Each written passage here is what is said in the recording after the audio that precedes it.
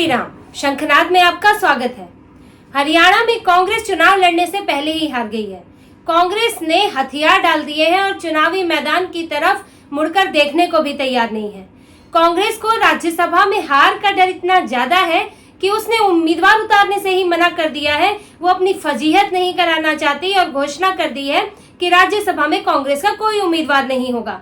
जबकि लोकसभा चुनाव में कांग्रेस ने 5 सीटें जीती थी, तो ये माना जा रहा था कि अपनी सफलता के बूते राज्यसभा में कांग्रेस बीजेपी को चुनौती देगी। विधानसभा चुनाव से पहले राज्यसभा एक शक्ति प्रदर्शन के तौर पर होगा और कांग्रेस ये एहसास दिलाएगी कि बीजेपी के लिए हरियाणा जीतना इतना आसान नहीं है। लेकिन हैरानी की बात तो ये है, जीतने के लिए कोशिश करना तो छोड़ो, इन्होंने उम्मीदवार उतारा ही नहीं और पीछे हट गए। और अब इसके चलते हरियाणा में जेजेपी और कांग्रेस के बीच में लड़ाई शुरू हो गई है और जेजेपी ने कहना शुरू कर दिया है, दुष्यंत चौटाला ने, कि कांग्रेस से हमने उम्मीद की थी कि चुनाव तो कम से कम लड़ेगी, लेकिन कांग्रेस तो पीठ दिखा के भाग गई है, कांग्रेस चुनाव भी नहीं लड़ रही है। और ये उन्होंने आरोप लगाया कि भूपेंद्र सिंह हुड्डा ने बीजेपी से डील की है कि उनके बेटे को, दीपेंद्र सिंह हुड्डा को, जो कि अभी लोकसभा चुनाव जीते हैं रोहतक से, कि उनकी जीत, लोकसभा जीत के बदले बीजेपी से डील की है कि राज्यसभा में वो उम्मीदवार नहीं उतारेंगे। तो कांग्रेस ने अपना राज्यसभा उम्मीदवार बेच दिया। जेजेपी ने आरोप लगाया है, दरअसल राज्यसभा में जो अभी सीट खाली हुई है वो दीपेंद्र सिंह हुड्डा की ही सीट है और दीपेंद्र सिंह हुड्डा लोकसभा से चुनाव जीत के चले गए हैं। अब ये बात थी कि ये सीट कौन जीतेगा। कांग्रेस इसके लिए, क्योंकि ये पहले कांग्रेस के पास थी, अगर ये कांग्रेस से जाती है तो ये कांग्रेस के लिए बड़ा झटका होगा, क्योंकि राज्यसभा में उसकी सीटें और कम हो जाएंगी। और अगर कांग्रेस से जाती है तो यहाँ बीजेपी को मिलेगी, बीजेपी अपनी एक सीट बढ़ा लेगी। ऐसे में कांग्रेस से ये आसार लगाए जा रहे थे कि वो इस सीट को जीतने के लिए पूरी हर संभव कोशिश करेगी, लेकिन कांग्रेस ऐसा करती हुई नहीं दिखती है। और अब इसके बाद हरियाणा में 2 चीजों पर बहस शुरू हो गई है। एक तो ये कि बीजेपी की बी पार्टी कौन है। सब एक दूसरे पर आरोप लगा रहे हैं कि बीजेपी की बी पार्टी ये है और या बीजेपी का बी नेता ये है। ये जेजेपी कांग्रेस पर, कांग्रेस जेजेपी पर आरोप लगा रही है। वहीं दूसरा गठबंधन सहयोगी तलाशे जा रहे हैं, दबाव की राजनीति बनाई जा रही है। और इसी वजह से राज्यसभा में अब कांग्रेस जब नहीं उतर रही है तो जेजेपी हमलावर है और इस तरह से वो कांग्रेस पर भी दबाव बना रही है और बीजेपी पर भी दबाव बना रही है। इस राज्यसभा सीट को लेकर कांग्रेस के पक्ष में आंकड़े कभी थे ही नहीं, क्योंकि कांग्रेस के पास हरियाणा में सिर्फ 29 विधायक हैं।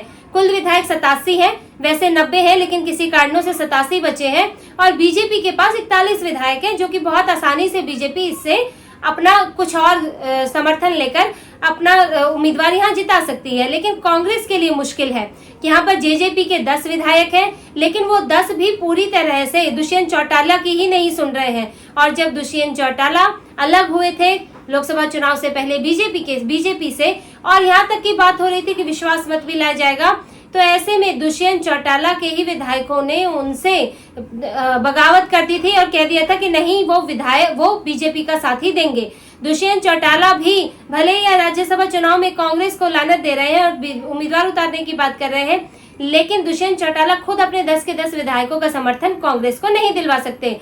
और भूपेंद्र सिंह हुड्डा ने यही कहा है कि अगर दुष्यंत चौटाला अपने 10 के 10 विधायक का समर्थन हमें दिलवा देते हैं तो हम जेजेपी के ही उम्मीदवार को समर्थन दे देंगे। इसके अलावा हरियाणा में इंडियन नेशनल लोकदल का एक, हरियाणा लोकहित पार्टी जो कि गोपाल कांडा की पार्टी है, उसका एक विधायक है और 5 निर्दलीय हैं।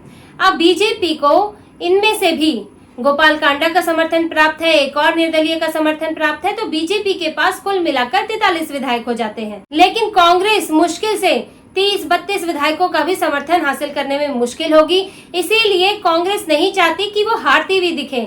इससे अच्छा वो ये चाहती है कि वो चुनावी मैदान में उतरे ही ना और अपनी बेइज्जती होने से बचा ले, क्योंकि वो समर्थन नहीं जुटा सकती और जीत नहीं सकती। लेकिन जेजेपी को तो अपनी अलग राजनीति करनी है, क्योंकि जेजेपी भी सोच रही है कि गठबंधन करने के लिए वैसे तो ज्यादा संभावना है कि दुष्यंत चौटाला बीजेपी के साथ ही जाएंगे, क्योंकि पिछली बार भी असेंबली सीट में जब असेंबली चुनाव हुए थे तो दुष्यंत चौटाला ने 10 सीटें बीजेपी के साथ ही जीती थी और कांग्रेस के साथ वहां टकराव की स्थिति बन जाती है। क्योंकि बात है कि वोट बैंक की, कांग्रेस का भी ज्यादातर vote bank Jat vote bank है और दुष्यंत चौटाला का भी जाट वोट बैंक है। तो अगर वो कांग्रेस की तरफ जाते हैं तो वहां मुश्किल ये होती है कि कौन से जाट नेता को ज्यादा महत्व दिया जाए। वहां चुनना बड़ा मुश्किल है, क्योंकि कांग्रेस में अपना ही इतना टकराव पहले से चल रहा है। भूपिंदर सिंह हुड्डा हो, सुरजेवाला हो, किरण चौधरी हो, किरण चौधरी तो छोड़ के ही जा चुकी है, लेकिन उनका भी टकराव इसी बात को लेकर था। तो वहां मुश्किल जो है जाट राजनीति को लेकर है। लेकिन जब वो बीजेपी में आते हैं तो ये मुश्किल नहीं रहती, क्योंकि बीजेपी ने हरियाणा की अपनी राजनीति गैर जाट ओबीसी पर केंद्रित रखी है और लगभग 10 साल से बीजेपी इसी दिशा में चल रही है। आप देखेंगे कि जब मनोहर लाल खट्टर को हटाया गया तो नायब सिंह सैनी को मुख्यमंत्री बनाया गया। बीजेपी ने दिखाया कि वो अपनी वही पुरानी नीति गैर जाट ओबीसी की नीति उसी को ही फॉलो करेगी, क्योंकि ये ऐसा वर्ग है जो प्रभाव रखता है, लेकिन राजनीतिक रूप से अनटच्ड रहा, किसी ने उस पर महत्व नहीं दिया और वहां जाट राजनीति चलती रही। लेकिन बीजेपी ने आके एक नया तरीका खोजा और उसने जीत भी हासिल की। 10 साल 2 बार सरकार बन गई है। और दुष्यंत चौटाला को फायदा ये होता है बीजेपी के साथ कि जब वो बीजेपी से लड़ते हैं तो जाट वोट तो मिलता ही है, साथ में गैर जाट ओबीसी वोट भी मिल जाता है और इसलिए उनके 10-10 विधायक जीत गए। तो दुष्यंत चौटाला अपना भविष्य तो बीजेपी के साथ ही देख रहे हैं, लेकिन उससे पहले वो दबाव की राजनीति खेलना चाहते हैं। एक तरफ वो कांग्रेस पर दबाव बना रहे हैं कि वो बीजेपी की से उसकी साठगांठ हो गई है, भूपिंदर सिंह हुड्डा की साठगांठ हो गई है। कांग्रेस में कंफ्यूजन पैदा करने की कोशिश कर रहे हैं, अपना महत्व बढ़ा रहे हैं। वहीं वो बीजेपी को भी ये दिखा रहे हैं कि दबाव कि मेरे पास विकल्प की कमी नहीं है, मैं कांग्रेस की तरफ भी जा सकता हूं, मेरी कांग्रेस से बातचीत चल रही है ताकि बीजेपी के साथ एक नेगोशिएशन किया जा सके। कल को सीटों का जब बंटवारा होगा तो दुष्यंत चौटाला चाहेंगे कि उन्हें ज्यादा से ज्यादा सीटें मिले, इसलिए वो बीजेपी पर दबाव बना रहे हैं। हालांकि बीजेपी भी अभी समझती है कि दुष्यंत चौटाला की ताकत उतनी है नहीं जितनी वो दिखा रहे हैं, क्योंकि दुष्यंत चौटाला के विधायक ही उनके समर्थन में नहीं रहते, उनके विधायक उनको छोड़कर जाने को तैयार है। तो बीजेपी उनके दबाव में आने वाली नहीं है कि वो सीट शेयरिंग को लेकर वो दबाव बनाएंगे, बड़ी मांग रखेंगे, तो ऐसा बड़ा मुश्किल लगता है। और वहीं अगर हम हरियाणा की एक और पार्टी एनएलडी को देखें तो उसने भी बसपा के साथ, अभय चौटाला ने बसपा के साथ गठबंधन कर लिया है और अभी उसकी आधिकारिक घोषणा भी होने ही वाली है। तो वहां एक गठबंधन हो चुका है। अब दुष्यंत चौटाला विचार कर रहे हैं कि कहाँ ज्यादा फायदा होगा, किसको कितना दबाव में ला सकते हैं।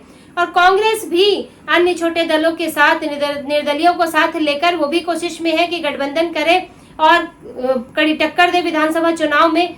और लेकिन कांग्रेस में अंदरूनी फूट की भी बड़ी समस्या है।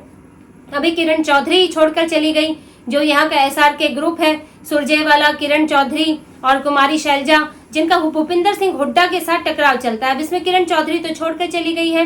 बीजेपी को एक जाट नेता भी मिल गया है और एक बड़ा जाट नेता मिल गया है। तीनों जाट परिवार, देवीलाल, भजनलाल, बंसी लाल के नेता जो है, उनके परिवार के सदस्य अब बीजेपी में शामिल हो चुके हैं।